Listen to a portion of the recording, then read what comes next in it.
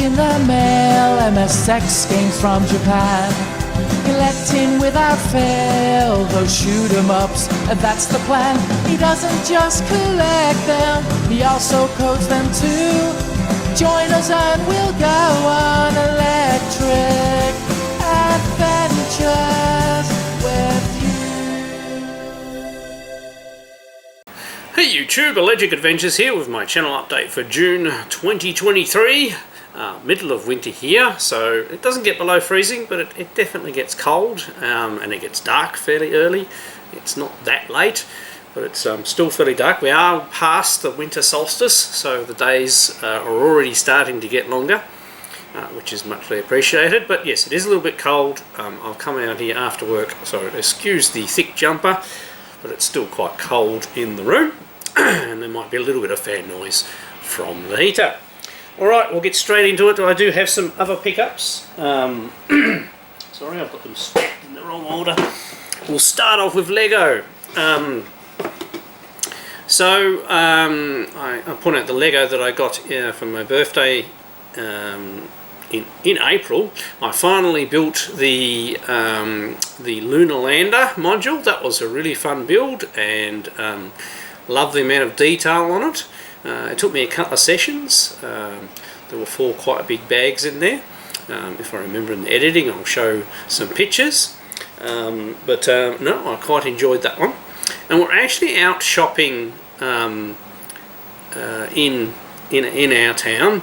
And obviously the financial year here goes to the end of June. So businesses have end of financial year sales. And my wife and daughter were shopping for clothes. And we're taking a while. I mean, that's the other thing. My daughter, who has moved to Western Australia to work in the gold mines, actually gave us a surprise visit.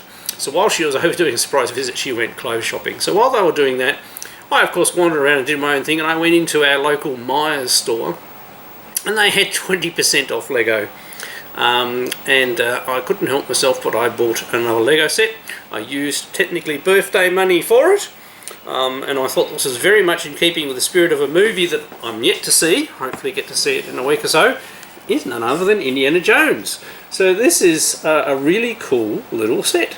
So it's from the, obviously, Raiders of the Lost Ark movie, and around where they find the Ark and then get trapped in there and have to get away from the snakes. So it's got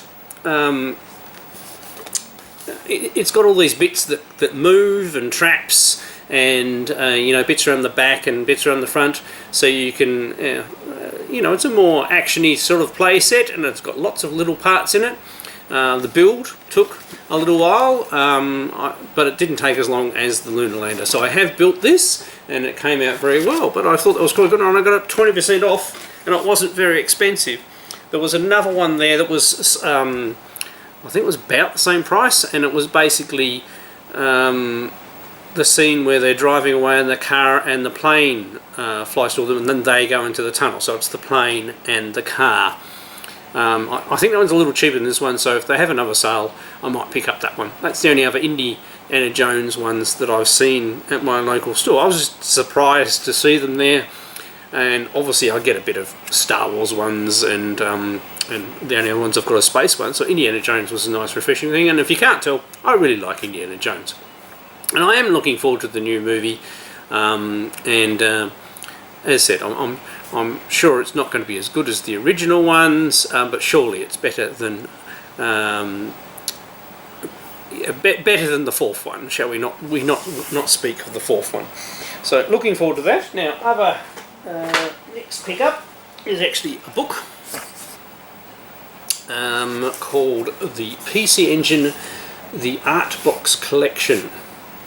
And I was really pleased that I was able to get this from a local supplier, which is Pixel Crib, I think it is. Yes, Pixel Crib, on behalf of Bitmap Books over here in Australia. So this, with the exchange rate and everything like that, would have cost me more than it cost to get it from this place, and they sent it locally.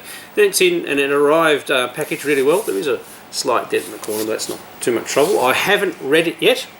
Like, quite literally, I've just opened it and had a little bit of a flick through, but it looks really good quality. And PC Engine is one of my favourite systems, especially 16-bit system, and one I play a lot more than others. So I'm actually really looking forward to reading through that and making my way through. Yeah, so highly recommended. Obviously it is a bit of money, but it wasn't too much. Now another thing I've got that I also haven't had time to play with, I haven't had it very long, I was watching a video by RMC The Cave, and they were using a device called a grease weasel to read old floppy disks. And I thought, well, I still have never been able to read my original Spectravideo disc with my original source code on them, so I still got the discs. I have drives and I have expansion units that are a little bit hidden behind me there at the moment, but none of the disk controllers work properly. I have drives that potentially would be okay if they had a proper disk controller attached to them. So the Grease Weasel allows you to, and I haven't even taken out, so this is from Omega Kit. It actually came way quicker than I was expecting after I ordered it.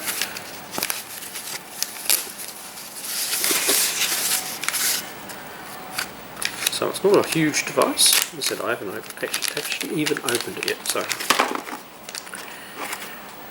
right, so you have here, obviously USB interface goes to the computer.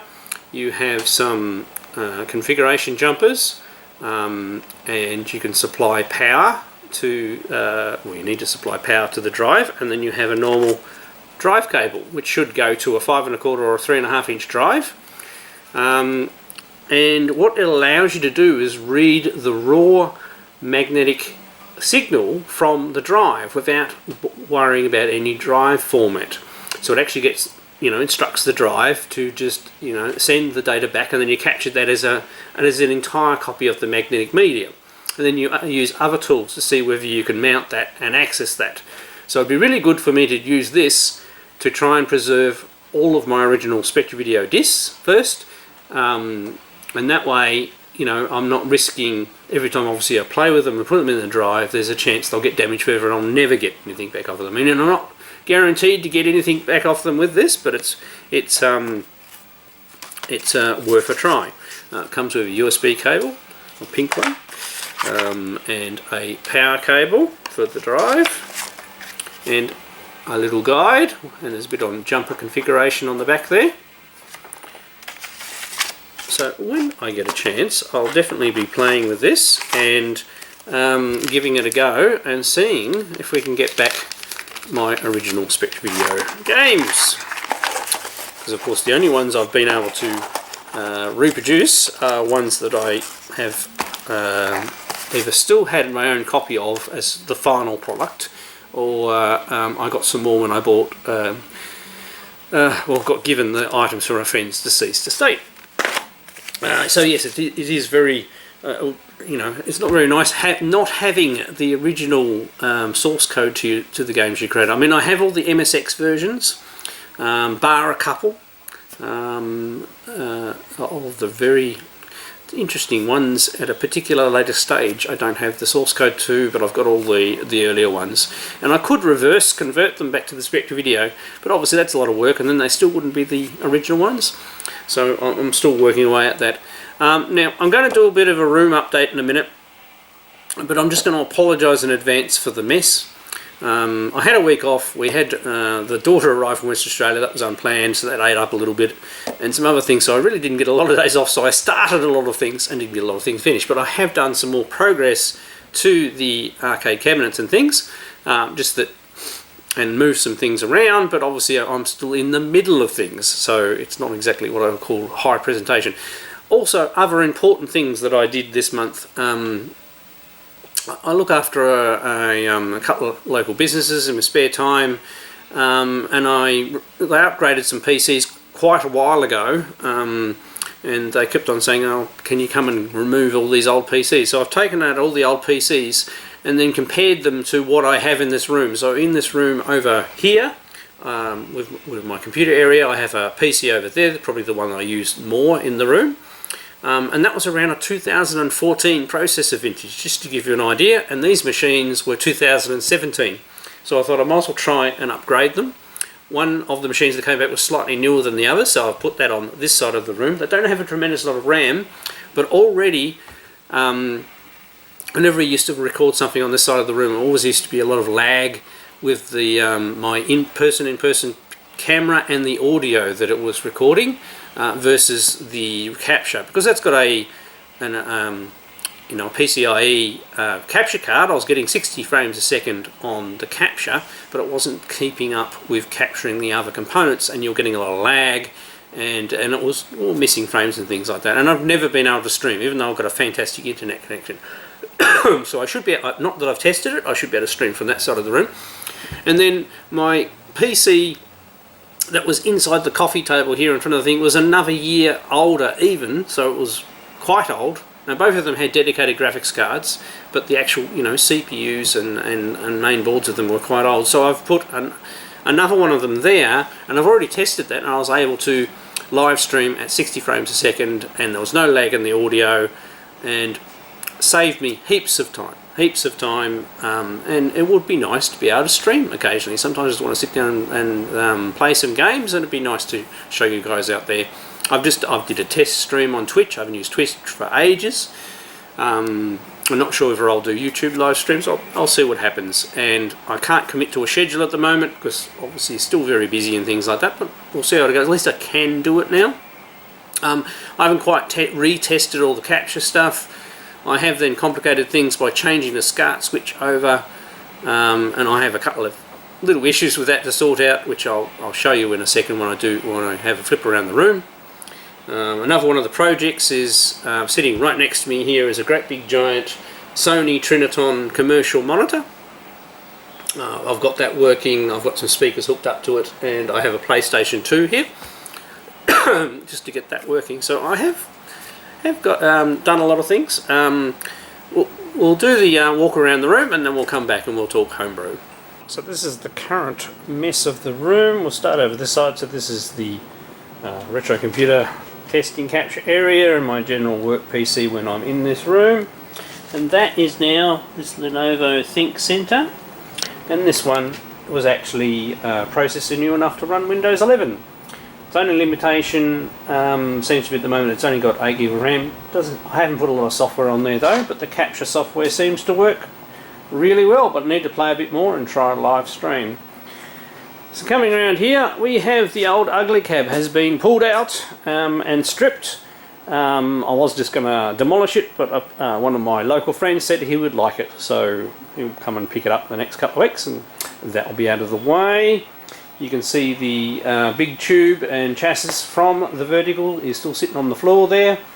Obviously keeping that around, the local arcade operator is going to have a look for some 26, 27-inch tubes, and they're further deeper in his storage, and he's got to return my 2 cocktail cabinets at some stage, so he'll bring those back.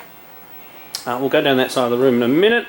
You can see I have chassis and tubes and more chassis everywhere.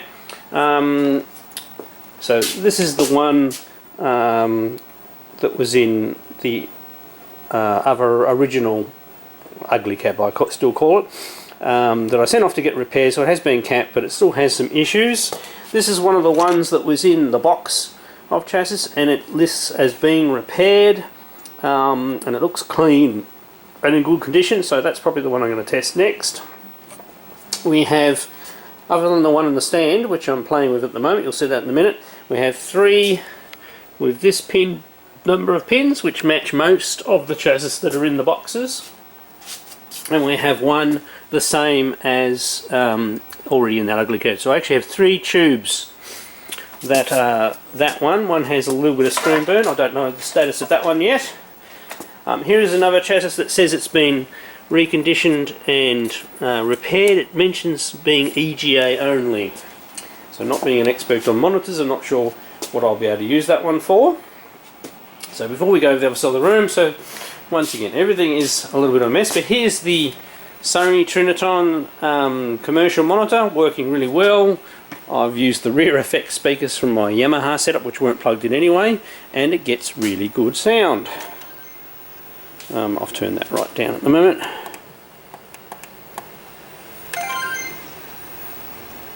And an excellent picture. And of course, you know, me being me, I've been playing a little bit of this PS2 shoot 'em up, Steel Dragon.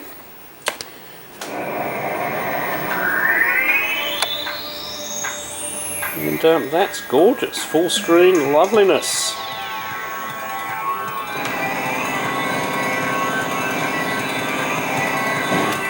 So I'll just turn that down, or that's going to interrupt us as we do the rest of our tour.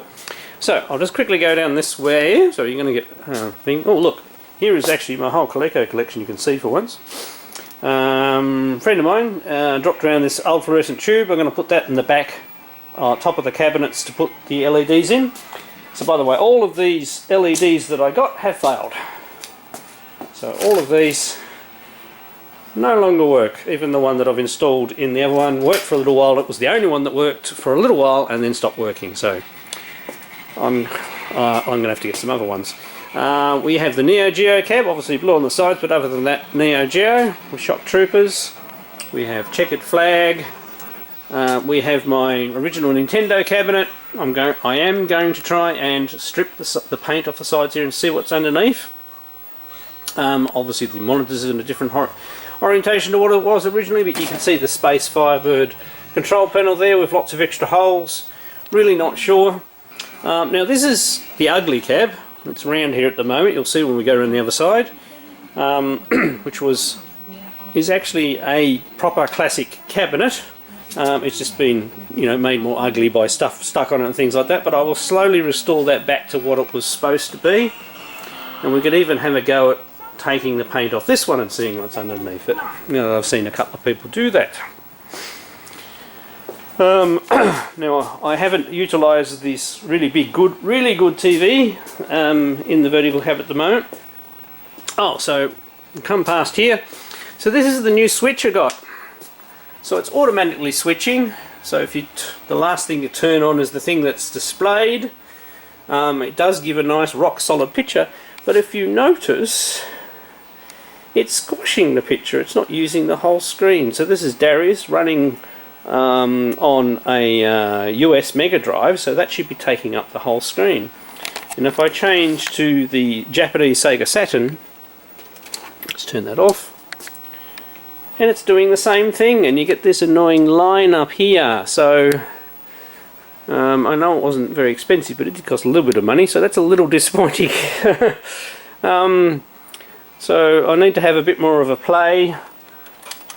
If I turn on this bit and we go to there, and you see the MSX is all squashed as well. So I don't see any switches or anything like that on it. So that's the one I got, but it was probably the wrong one. And I just needed the extra space. I only really needed one extra SCART thing for the moment, but you never know what you want to add later and upgrade some more of them to SCART. And I've gone and switched that SCART switch over there, but I might have to put it back and use that one over there. So that was a little disappointing, but I will do a bit more debugging and work that out. So over here we go. So of course we still have the Tutankhamun working fine, needs a light, the 1-up pinball. Fireshark is back in this cabinet. I'm quite happy to leave Fireshark in there. It's nice there, the monitor's nice and vibrant. Still like playing Fireshark. I might do something about removing that old twin copper printed piece of paper and putting something more Firesharky in there. Now the vertical, it looks like it's working. We're cheating a little bit here. So obviously I haven't got the replacement tube at the moment. That's actually a TV, and you can probably tell you know, it's not as sharp as this. As an example, you can see how much sharper that is. And I'm still mucking around with the settings on the TV with brightness and contrast. It's a little washed out, but that's going straight from the jammer harness and I had all this dickens of trouble of the colours were all wrong, and then I discovered, and I was almost at a stage where I was going, it has to be something to do with the harness, and I was going to replace the whole harness, and then I realised that the blue and the green wires were hooked up to the wrong spot on the harness, so I've just switched them at the connector. So how are we doing this? How are we going to a TV? Because the TV is still there, I haven't skinned it or anything. So by the way, as a fallback, if I can't get a tube, I will strip this TV and we'll go RGB directly further into the TV, or I'll remove the the overlay circuitry that it has. It's a bit of mucking around and things like that, but this is sort of like, I've got Raiden and I want to play it on a big screen and I want to test out the rest of the cabinet. So this is my thing to play with at the moment, and at least I can use it. So the board I'm using is this little board here. So it goes from the RGB, and it outputs S-Video. It also outputs composite as well, but obviously you're going to get a better signal with S-Video. It has two modes, I believe it's CGA and EGA. Now that I've got the colours right, I haven't actually played with that. I get black and white. So, and you can see I've got a block here, and the blue and green are now crossed over here because the blue wire was going back to the green point and thing back to on this actual chassis. So this actual chassis here, so the jammer harness is wired incorrectly. I also couldn't start a game with this game with Fireshark. I could just press this one and I could get a credit up. So, and this is one of the newer coin mechs, and I'm not sure what you can do to press to get a credit up here, so we've gone back to the old keeping a coin on the top of the cabinet and dropping it through, and then it falls on the ground. So we'll play with that in a minute. Just one more thing before we go. So I have tested the monitor that came in that lot that is mounted into a thing, and the chassis on it, and it mostly works. Oh, there we go, you can see.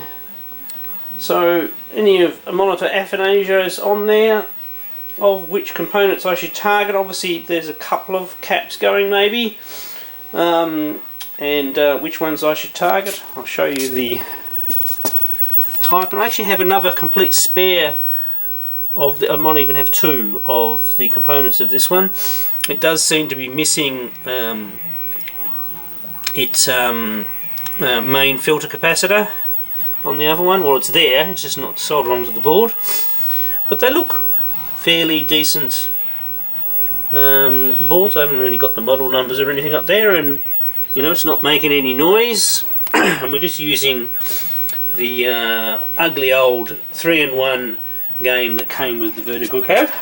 So as you can see, it's working, but the colours aren't right. It's a little bit out of, I'm not really sure. Maybe we're missing a colour or something. Anyway, so a bit more work to do on that one, but as I said, this works.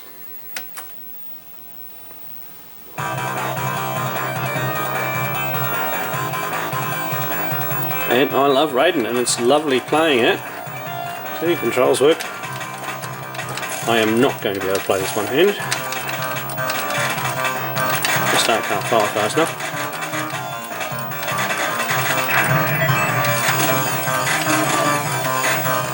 But as you can see, that will do me, so I can still play Raiden on a nice big screen, and and actually enjoy the hardware of it while I wait for the other things, rather than it being a down machine. And the TV has actually settled down here. We're getting some wavy things down here when it first turns on, so it does take a little while to settle down. It hasn't quite got adjusted to be on its side. And that TV is literally just sitting in there. There's a wooden block, and as you can see, the bezel mostly fits. But if I remove the front of the TV and I mounted it in there properly, it would look the same as an arcade monitor. And we just got to, instead of going down to S-Video and then back through the TV's innards, we need to bypass that and go straight to wherever we can get RGB going into the chassis of the screen, and it'll probably make a perfect arcade screen, and then it probably won't be as washed out. This is a little washed out, and it's a little fuzzy. But it will definitely do, and as I said, I did have the LED light in here working, and it just stopped, so I'm going to start again with them, and I'm going to find some other ones, and I've got those other diffusers. So, I mean, this one's still got a fluorescent tube in it, but they use more power, and they're not going to last forever, and they're expensive to replace. So if I can work out a proper solution for the LEDs, I'll go with those. And I will at some stage, I will order a Raiden marquee translate to go on there, because obviously this will be my vertical shoot 'em up cab, and Raiden will be a game that will be heavy rotated in there, and we'll have secondary shoots, so we can always have two shooters going. And the ugly cab will be my more classic arcade games, so the old ones, you know, so like your Donkey Kongs and Phoenix and things like that. But obviously there's a lot of work going on. I need to rebuild that control panel and paint it and everything. I'm just going to, you know, get a monitor set up that works. So sorry about the Steadicam. So let's go back to me, and if I remember, I might actually put this on a tripod, and we'll have a proper game of Raiden, and I'll put it after my goodbye in the next bit. Alright, back to me. Right, hope you enjoyed having a look at the mess the room's in at the moment. So we'll have a quick overview of Homebrew. Right, so I previously showed that I've done mock-up cases for EA Classics on the Spectravideo. This is the general design. This is just printed on my laser printer, normal quality, not special quality. I'll probably get these inlays printed at the local copy shop, and the colours should come out a little bit more. I still haven't, I just need to spend a bit of time to make the back look a little bit more attractive, but I'm pretty happy with the front. Not sure about the black here, because I think the Cavern Fighter one came out a little better. But maybe if I played around with the colour of this part, the EA Classics bit, it might stand out against the blue a little better, so that's probably what I need to do. So pretty happy with these. These cases have got, you have issues with the plastic covering. They're okay. I'll see if I can find some better ones, but okay for prototypes.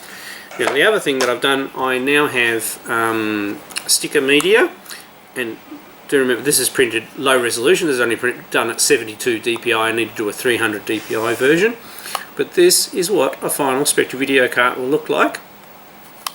Obviously with the sticker stuck down properly. I've only just tacked it on there, but something like that.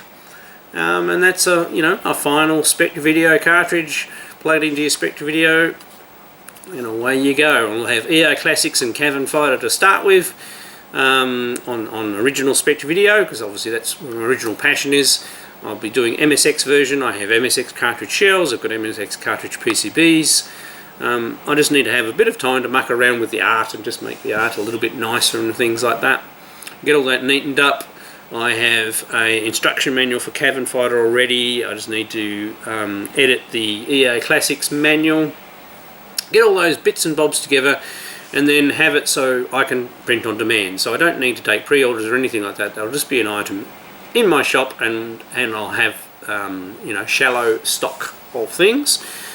Just for those people who are interested. I'm not into making huge amounts of money or anything like that. Just as an author of my games, I just would like people to be able to play them, and this will be the very first cartridge released for the Spectravideo commercially since the original, I think it's only 10 total that were released with the system back in the day, so it's just a personal thing, and considering I wrote more games for the Spectravideo than anybody else did, it would just be nice to see some of mine in cartridge form. And I'll continue to work on getting more of the tape versions as well. Now, really quick update for Sydney Hunter. So John, Gamester81, has done yet another test run of Sydney Hunter. I haven't had a chance to go through and have a look at the bugs that he's found. But we are so close, and it's just purely me not having much time this month. Yeah, so I'm not going to show footage because it's pretty much, it looks the same.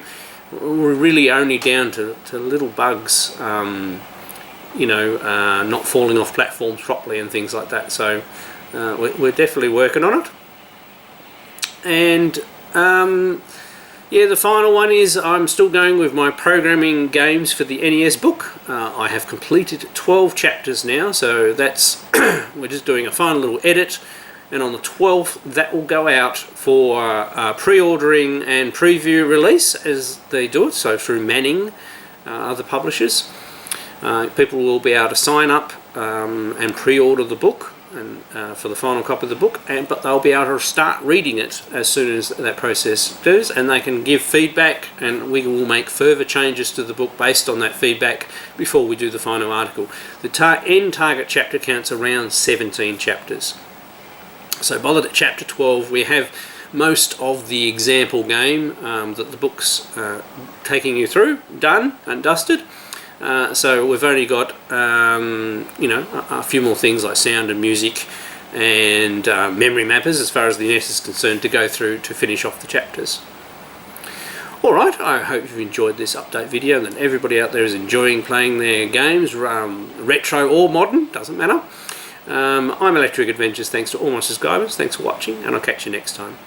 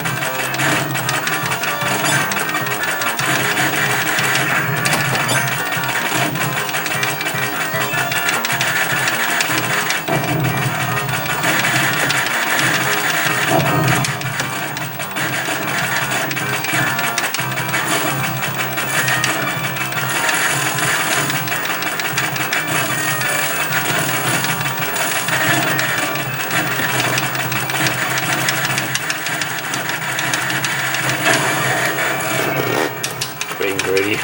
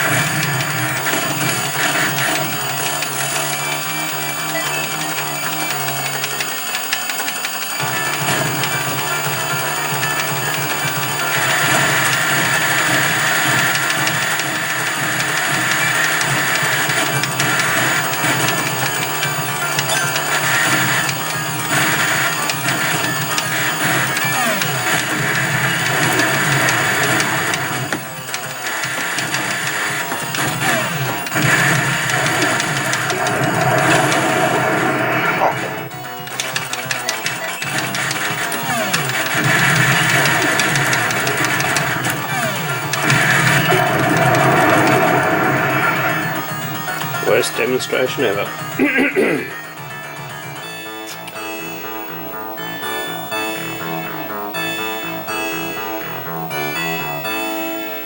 So no bonus.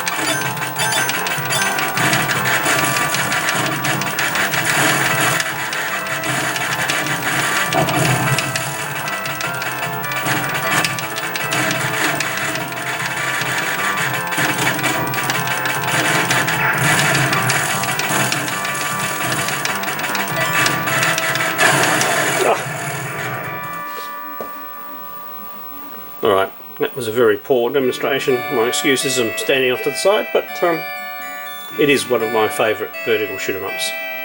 So, hope everybody enjoys their gaming. Signing off.